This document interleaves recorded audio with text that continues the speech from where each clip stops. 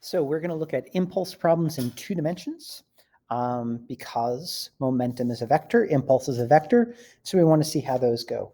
And so you see what we're going to be doing. We're going to be doing chapter 9, problem 11.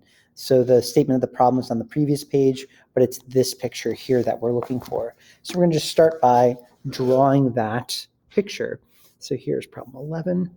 So I have a wall, and what they tell us is that there's a ball that is coming into the wall.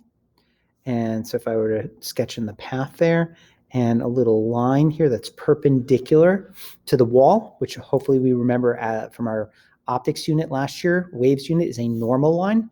We're told that it makes a 60-degree angle to the wall or a 30-degree angle to the normal. And we're told it bounces off the wall and finally goes off like that. So there's my initial velocity and there's my final velocity. We are told that the magnitude of the initial velocity is equal to the magnitude of the final velocity and is 10 meters per second. Or another way to say that is the initial speed is equal to the final speed. We're also told that this rebound angle with respect to the wall is also 60 degrees. So that's the picture that you're going to see there in the textbook. We're also told that the ball itself is 3 kilograms. And we're asked to find what is the net external average force that this ball experiences. So they just say, what is the average force the ball experiences? But we always want to think net average external force. Why is it net? Well, we're going to only look at the one force that's acting on the ball because apparently we don't have to worry about gravity in this situation. It's a top-down view of a ball rolling along, hitting a wall, and rebounding off that way, something along those lines maybe. Why is it external? Well, because if the system is the ball, anything that happens to the ball is external to the ball. And average, because we know that anytime objects interact with one another, those forces actually change as a function of time, right? But we're not going to be too concerned with what that change looks like. So how are we going to deal with this because it's in 2 dimensions? Well, we're going to start the way we start everything. If Ms. Blood is here to visit, no problem. Oh, absolutely. If you, there's also eggs in the refrigerator in the break room there. There's cartons and cartons and cartons of them. No, please. What's the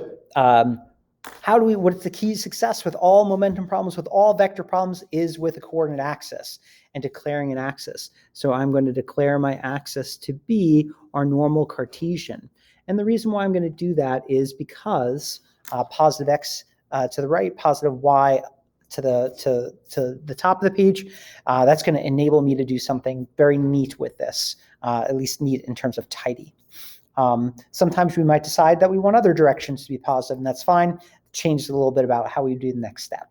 So the important thing with this is that we consider dimensions, and we know that dimensions are independent of one another, meaning we're going to do this problem where x and y are independent for each other. So we're going to do this problem independent x, independent y. What's the net force, average external force in the x? What's the net average external force in the y? Find those separately. And to do that, what we're going to do is we're going to find the impulses separately as well. Now, anytime we have something going at angles and we have axes, what we're going to want to do is sketch in our components. So that's VIY there, and there's VIX. Here is VFY, and here is VFX. And that 60-degree angle is this 60-degree angle. That 60-degree angle is this 60-degree angle. Or we could have done 30-degree angles, what have you, but just so that the trig is pretty clear. So how are we going to do this? Well, here we go. Let's talk about the impulse in the x direction is going to be related to the net average external force in the x direction, and the impulse in the y direction is going to be related to the net average external force in the y direction. And so this is going to equal final momentum in the x minus initial in the x. This would, of course, be final in the y minus initial in the y. And so what's that? Well, that's mvfx minus mvix. And what's this? This is mvfy minus mv initial y. And a good way to tackle this problem is to first figure out what these components are.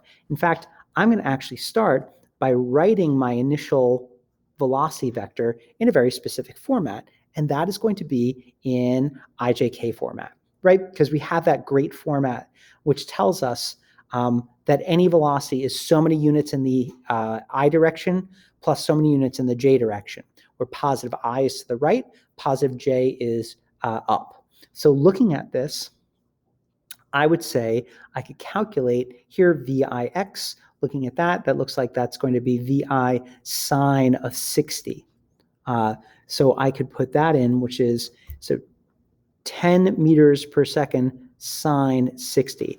And we know that that's going to be a positive value or a positive I hat direction because that's initially going to the right.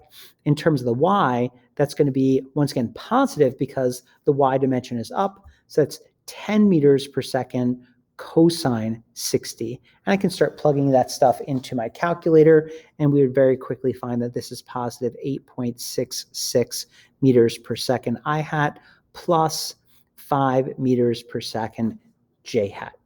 Okay. So there we go. Let me just make sure. I'm pretty sure those are good enough. And then what is my final velocity vector? Well, that's going to be, if we look at the x dimension, that's going to be in the negative x direction. So negative 10 meters per second looks like sine 60 I hat. And then that's still in the positive j direction, though.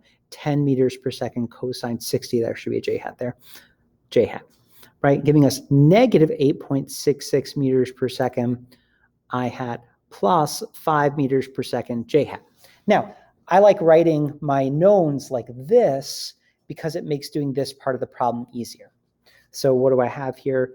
3 kilograms times VFX, so that's negative 8.66 meters per second, minus 3 kilograms, and then that's a positive 8.66 meters per second. And so if I look at that, then the negative and negative, this is going to be overall negative.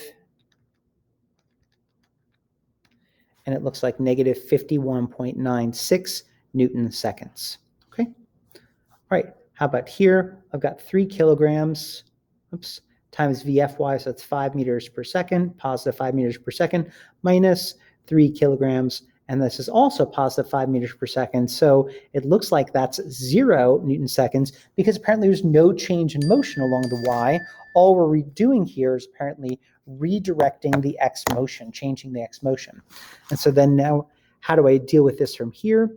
Net force average external in the x direction is just going to be the impulse in the x direction over the time period it's in contact with the wall. We're actually given that as well. That is 0.2 seconds.